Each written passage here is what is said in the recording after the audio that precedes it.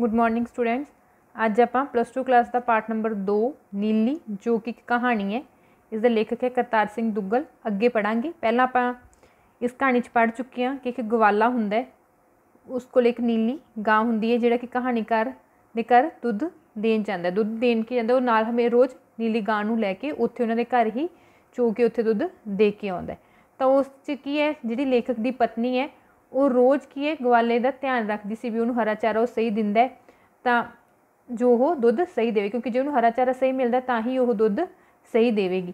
तो अगे की है फिर बारे दसिया भी नीली ने एक बच्ची पैदा होंदी है तो वो गवाले नूं हमेशा कहती रहिंदी भी बच्ची नूं तू ज़्यादा दुध दिया कर तो जो ये भी की है तकड़ी होवे, तो इहदा भी हरे चारे का खास ध्यान रखा कर। पर की है जिहड़ा गवाला हुंदा वो हमेशा उसकी पत्नी नूं हमेशा बहाने लाउंदा रहिंदा है कि मैं इहनूं शाम वेले चारा दे दिंदा, नीली मैं इहनूं बच्ची नूं तां दुध घट छड्डदा कि नीली दुध उहदे वास्ते बचा के रख लैंदी है। आओ अज आपां अगे पढ़दे हां। अखीर उही गल होई, वच्छी मर गई। अगले रोज़ गवाला निक्का जिहा मूँह लैके आया। पिछली रात वच्छी मर गई सी ते नीली ने ना कुछ खाधा सी ते ना कुछ पीता सी। एक दिन दुध दा नागा होना सी। मेरी त्रीमत दंद करीच के रह गई। उसनूं पता सी गवाला वच्छी नूं जाण के मारिया सी। पहले भी ते नीली दा बच्चा वच्छी कोई नहीं सी, पर अगे ही गवाला बेचारे दा नुकसान हो रहा सी।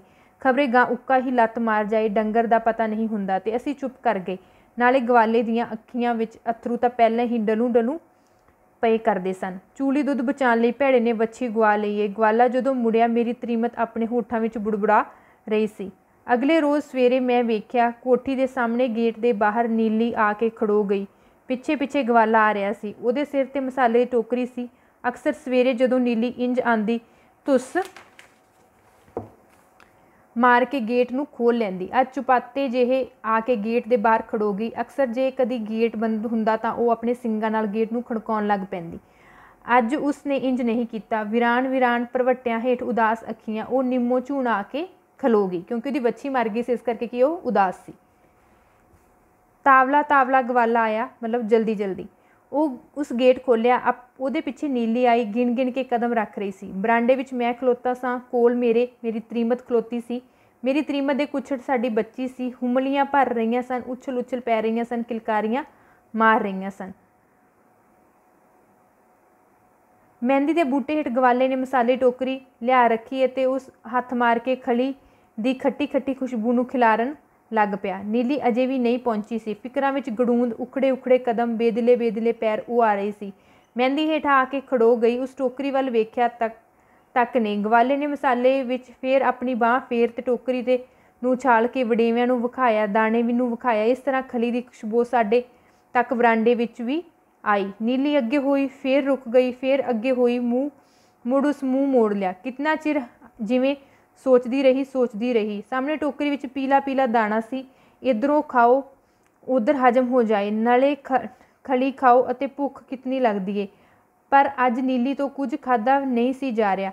गवाला नीली दे सिर ते हथ फेरन लग पिया, मूँह नाल उसनूं पुचकारन लग पिया। कितना चिर इंज करदा रहा। टोकरी कोल बैठ के उस फिर हथ फेरिया। खली दी खुशबू फिर उठी। नीली दी जिवें अबड़ वाहे गर्दन उस पासे मुड़ गई। आप ही आप उसका कदम जिवें अगे पिया ते उस टोकरी विच अपनी बूथनी नूं छड्ड दिता।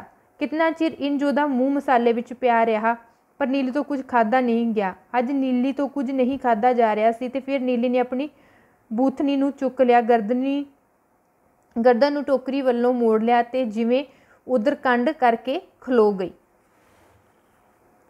परेशान परेशान नज़रां गवाले ने साडे वल वेख्या ते बेवस टोकरी नूं सिर ते चुकी वो मुड़ पिया। पिछे पिछे उहदे नीली तुर पई।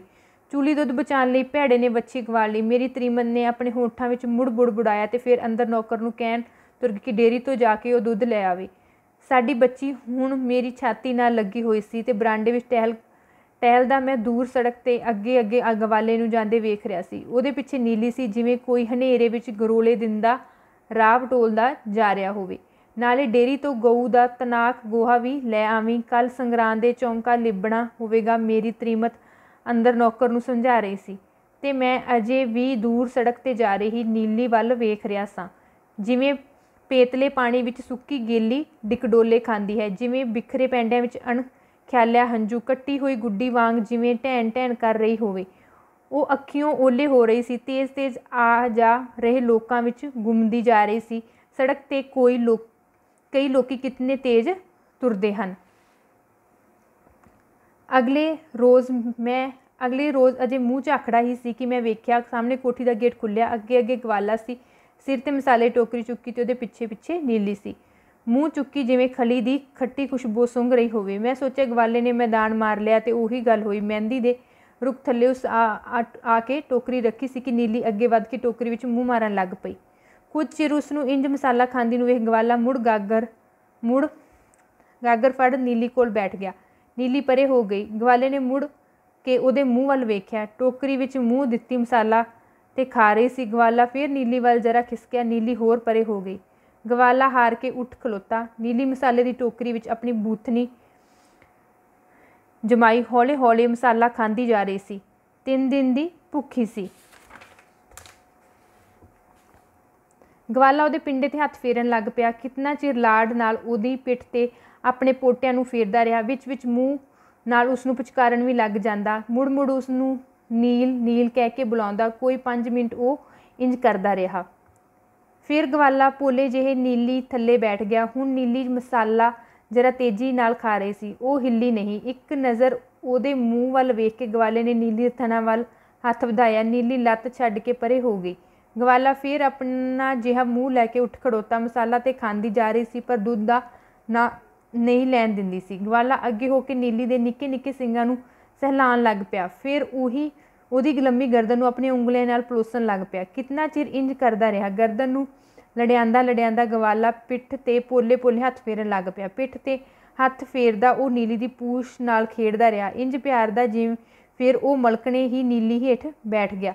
कितना चिर बैठ पूछ नूं मलदा रहा। नीली दियां पिछलियां टंगां तो गोहे दियां छिट्टां नूं पोटियां नाल लांदा रहा ते फिर उस भगवान दा नां लै उहदे एक थन नूं पोले जिहे फड़िया। नीली ने तरबक के जोर दी लत्त छंडी ते फुंकारदी होई परे हट गई।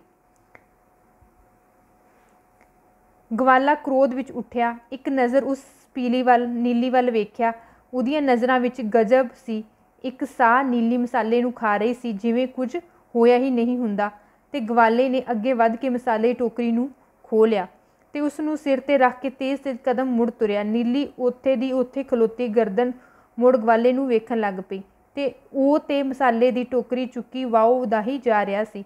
दूर कोठी दे गेट कोल जदों ਉਹ पुज्जा नीली उड़ीकी जिवें उस ਨੂੰ बुला रही होवे। गवाले ने परवाह नहीं की। जदों हत्थ वधा के उस गेट नूं खोलण लगा नीली ने फिर उड़ीक के जिवें ਉਹਨੂੰ बुलाया। गवाला गुस्से विच कोठी तो बाहर चला गया। कितना चिर उंज मेहंदी हेठ खलोती बूथी चुकी नीली गेट वाल वेखदी रही जिवें गवाले नूं उड़ीक रही होवे। विच विच नीली कदी कदी उड़ीकदी जिवें गवाले नूं आवाज़ां दे रही होवे, जिवें नीली ਉਹਨੂੰ कह रही होवे मेरे मालक तैनूं क्यों नहीं समझ आउंदी।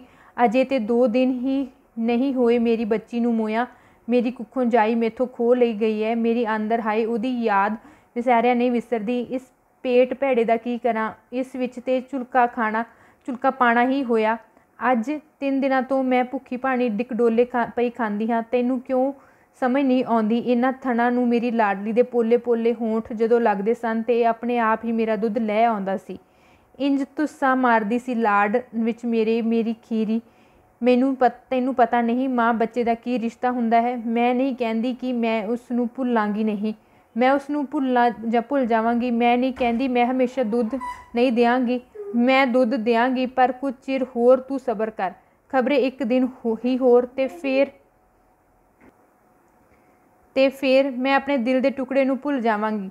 फिर मैनूं अपना लांभ चांभ खाली खाली नहीं लगेगा। अगे पिछे तैनूं ये हनेरा हनेरा नहीं महसूस होवेगा ते फिर मसाला खांदी अपने ध्यान मैं दुध ला दिया करांगी। मैं हुण दुध नूं की करना है। दुध पीण वाली ते मेरी तुर गई। तू मुड़ आ। इंज मैनूं भुखा ना मार। अगे थोड़ा मेरे नाल अन्याय होया है। तू मुड़ आ मेरे मालक।